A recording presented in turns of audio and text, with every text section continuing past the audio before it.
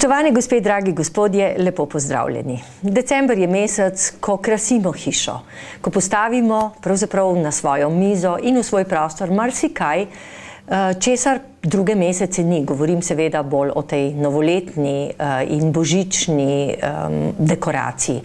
Pa vendar, morali bi za svoj dom skrbeti tudi drugače in o njem tudi drugače razmišljati. In današnja oddaja ima naslov Zdrav duh v zdravem domu.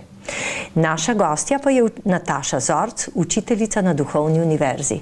Nataša, pozdravljeni. Pozdravljeni. Poglejte, ko smo se dogovorili, da bo takle naslov Zdrav duh v zdravem domu, se mi je pravzaprav porodilo veliko asociacij. Zdrav duh, na besedo duh. Duh je lahko tukaj mišljeno kot vzdušje v domu. Potem je lahko mišljeno kot duša, če gremo malo bolj na ezoteriko. Družinska duša, ki se pravzaprav ustvarja v vsakem posameznem domu. To ni pravzaprav neka ista stvar kot seštevek posameznih duš, ampak je nekaj več. Poleg tega, vi recimo mnogokrat govorite o elementalih, temu bi jaz lahko rekla takole laično, nek duhec družinski, ki biva tam skupaj, ali pa morda neko bolj poduhovljeno bitje, ki bi mu lahko rekli čuvar ognjišča. Pravzaprav v eni sami besedi toliko stvari. Verjetno v teh 25 minutah ne bova mogli vsega povedati, ampak če začneva morda malo na to temo, po drugi strani pa, da bi se zavedali, da dejansko je prostor živ. Tako prostor v našem domu, da je prostor živ zunaj, nekako lažje razumemo, da je pa prostor živ tudi pravzaprav nekje, kjer je zaprt med 4 stene, je pa malo drugačno razmišljanje. Tako je, ja. Zdaj ste zelo lepo povzeli, bi rekla, kar celotno formulo živosti prostora, ne? Ker vse te dimenzije, ki ste jih omenili, so tiste, ki tvorijo živost prostora, ne? Od tega, kar človek sam svojo, bi rekla, notranjo, duhovno naravo doprinese, ne?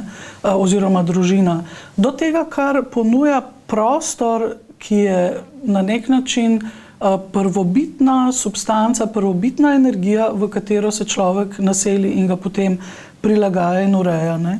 In z tega zornega kota je ta duh res lahko zelo vseobsegajoč pojem in prostor se da raziskovati z vseh teh zornih kotov, ne? Ta živost prostora je v bistvu nek skupek mnogih elementov, ki jih v prostoru najdemo in hkrati nadgradnja, ne?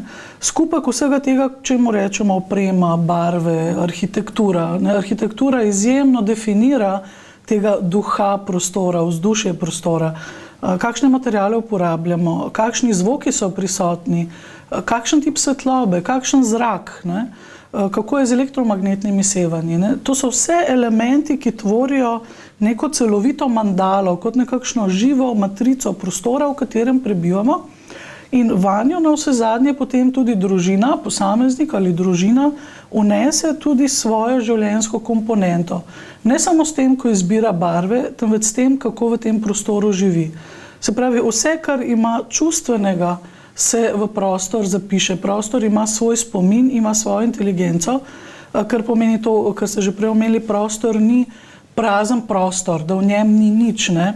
Temveč ima neko svojo notranjo anatomijo in ta prvobitna energija, ki dela živega, tako človeka kot naravo, je v tem prostoru zajeta. To je tako, kot da bi ujeli, zaprli en košček tega duha, ki preveva celoten planet med svoje 4 stene. In zdaj prebivamo v njem, vanj projiciramo in odlagamo svoje misli, svoje čustva, svojo vitalno energijo in tako nam prostor ponuja izjemno priložnost tudi za neke vrste samoraziskovanje in samorefleksijo.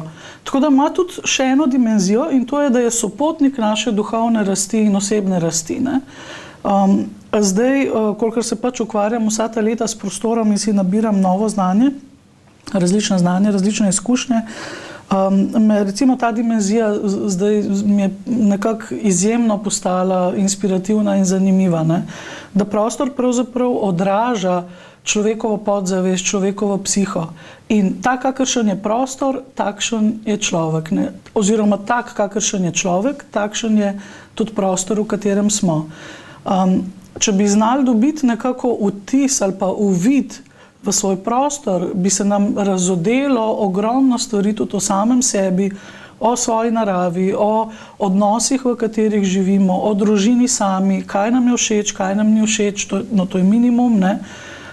Predvsem pa se odražajo pač odnosi, odnos do življenja, ki ga imamo, odnos do višjega, do duhovnega, do Boga in odnos do prostora, do narave. Vse to je nek skupek v tistem prostoru, v katerem prebivamo. Ne?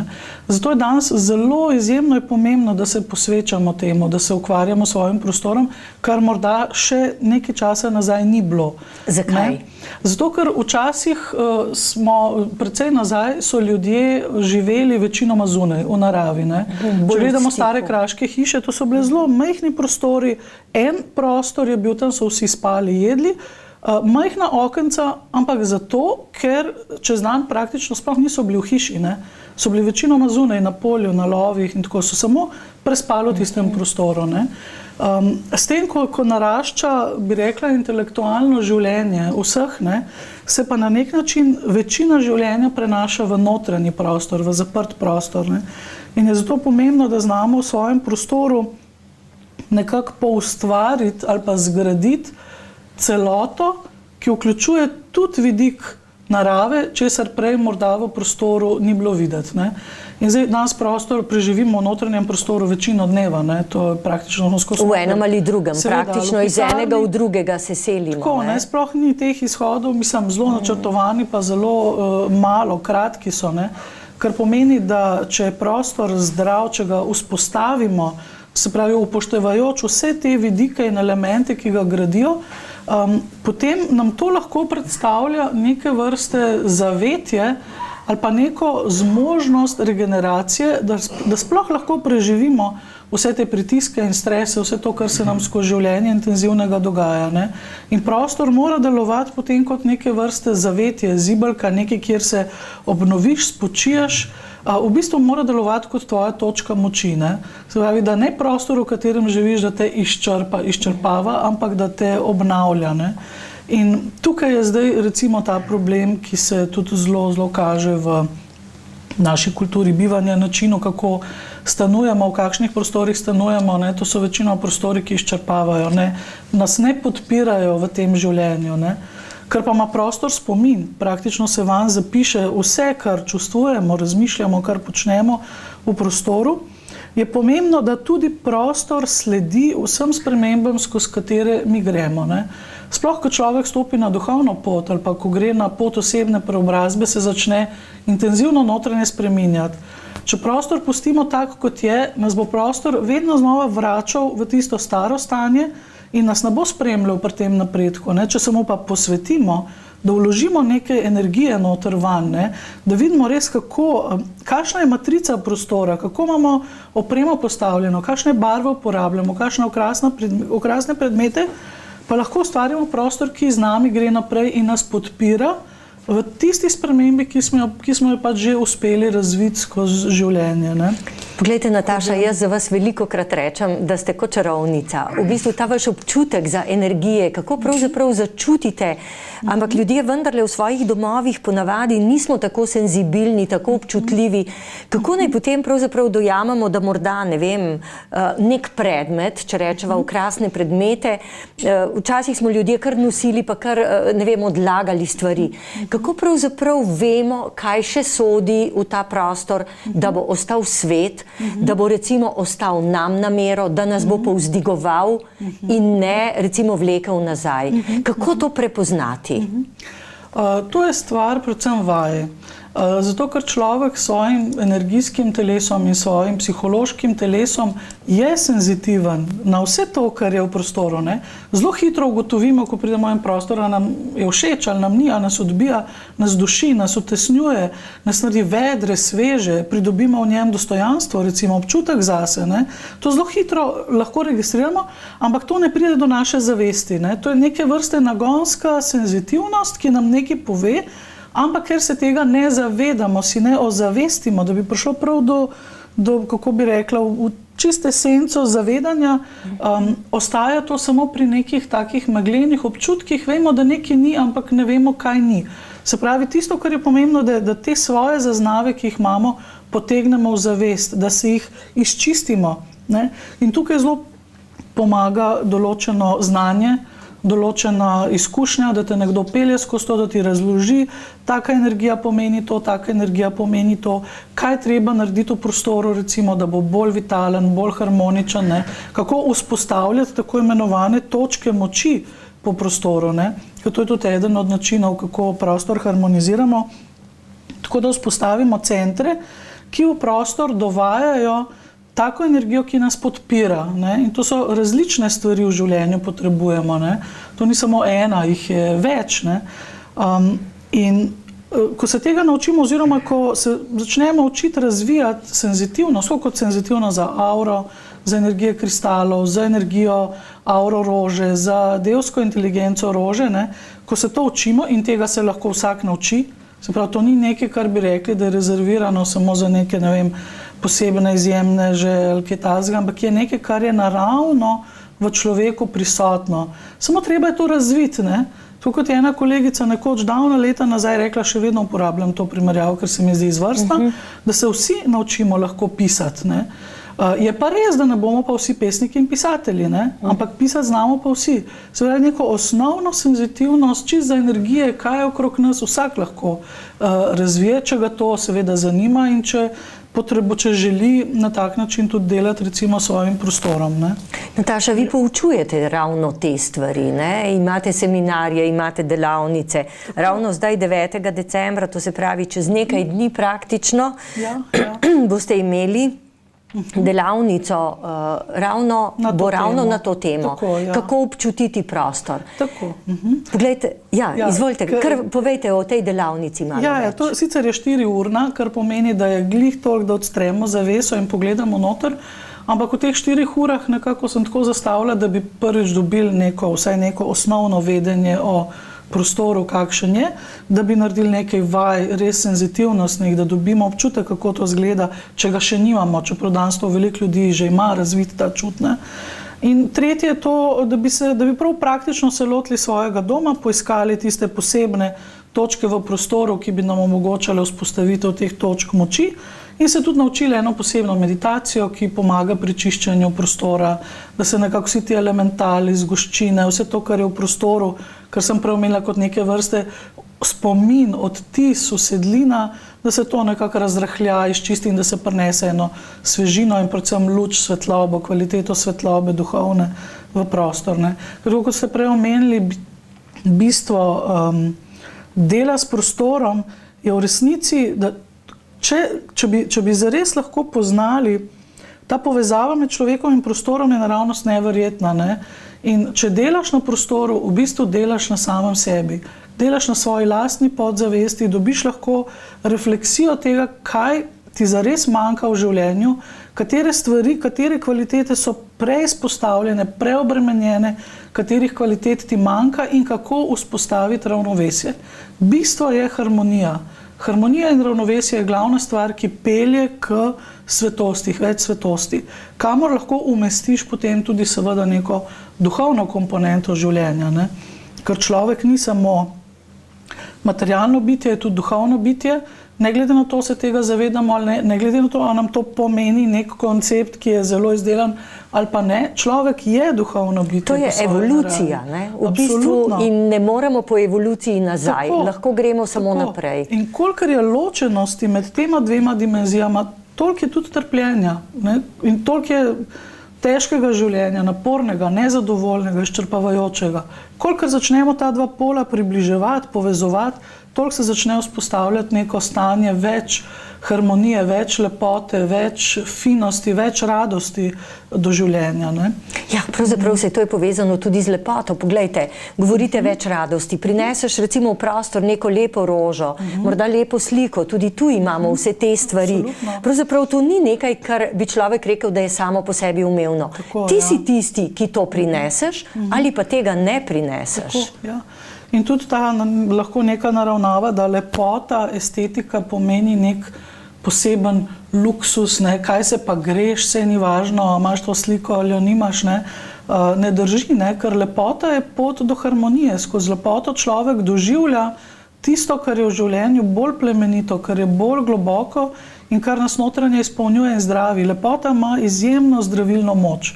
Ne? Ker vsak ima izkušnjo, ne? Če pride v nek prostor, ki mu je čudovito lep, kako zlahka je tam noter, kako rad je noter, kako uživa.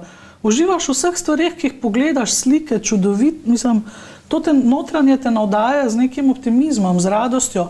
Bi rekla, kot da lahko tehtnico vsakodneva, ki nam je lahko težek, siv, ponavljajoč se, avtomatičen, preveseš na drugo plat, ki je polna svetlobe, radosti, veselja, novega odkrivanja, novega življenja, čudenja. Ne? Tako da lepota v prostoru je izjemno pomembna. Ja. Poglejte, rekla bi ravno to, ko pravijo, da mnogokrat, da prideš v kakšen dom, pa je mogoče 50 let staro pohištvo, so 50 let stari predmeti.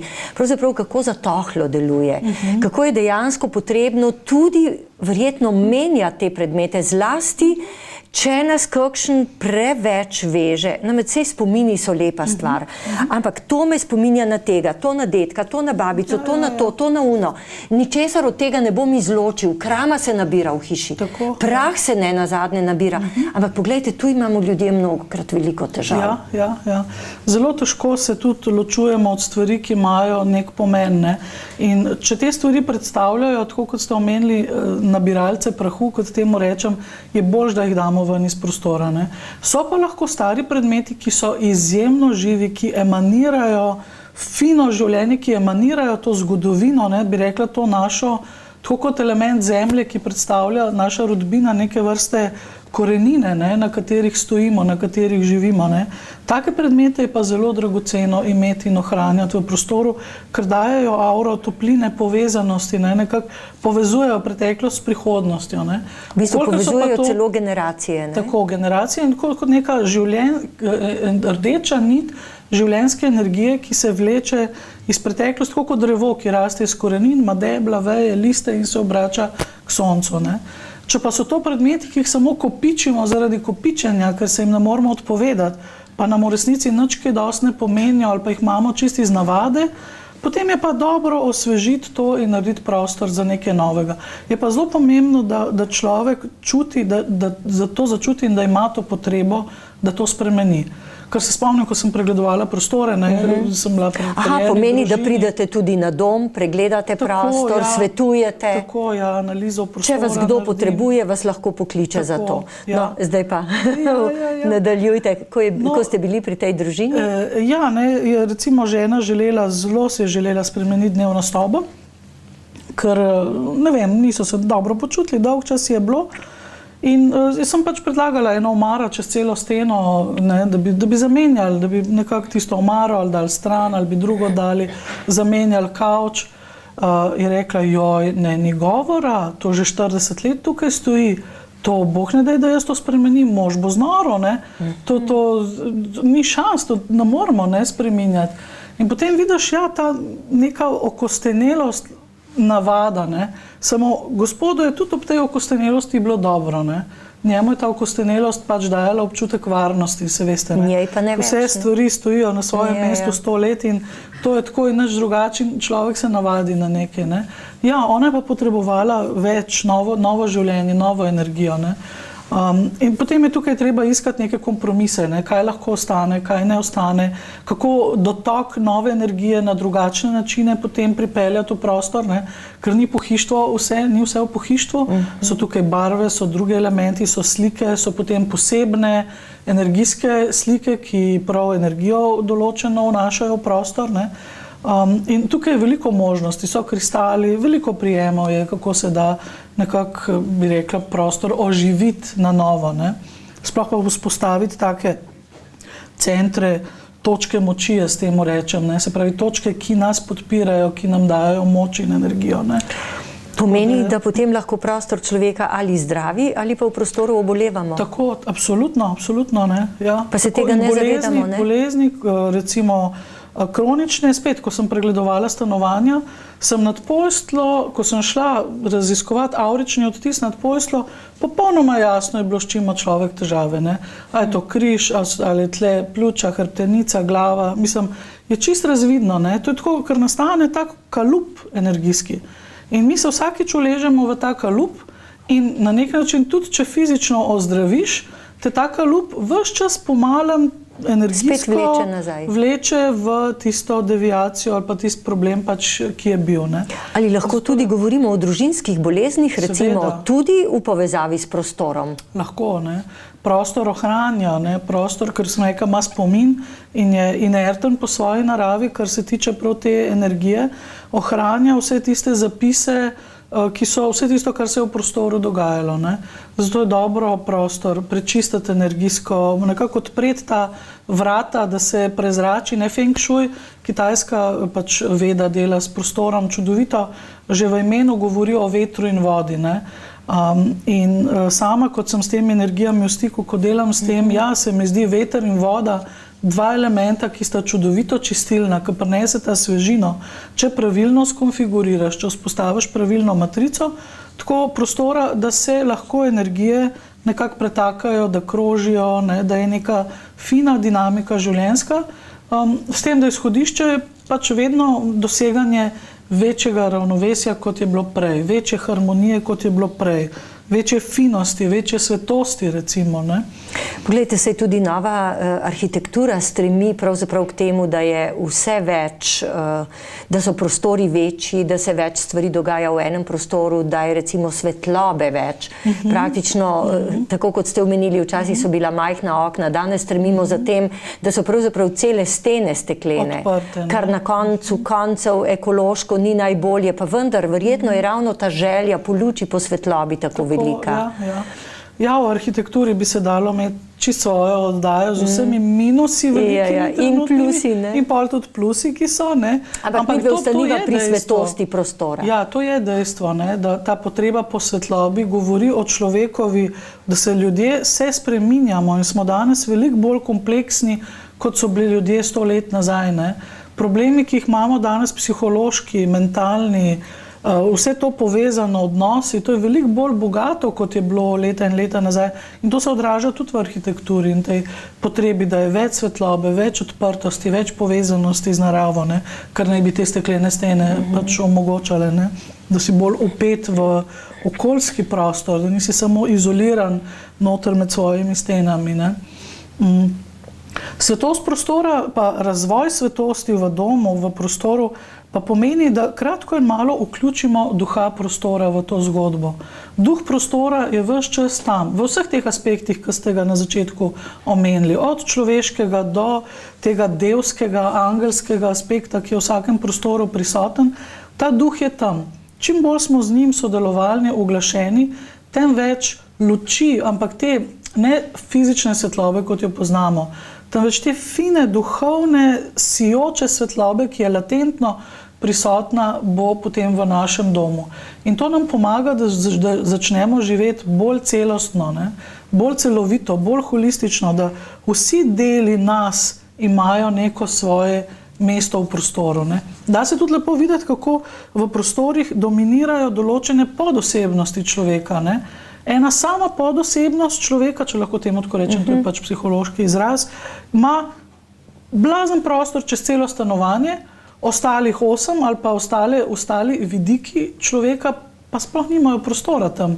Ne? In to ti že marsikaj pove, česa je preveč v tvojem življenju, kaj omejiti, čemu dati še prostor, da boš vzpostavil harmonijo in ravnovesje znotraj sebe. Ne? In seveda, če je to družina, več ljudi, še več generacij se pravzaprav vzpostavlja, še bolj komplicirano pravzaprav to vzdušje, na katerega je verjetno še težje vplivati, kajti to, kar eden gradi, pravzaprav drug lahko podira. In vendarle po drugi strani pa verjetno karkoli narediš, prispevaš k nekemu skupnemu dobremu. Absolutno, ja. In to ponovadi je tudi interes celotne družine, ne?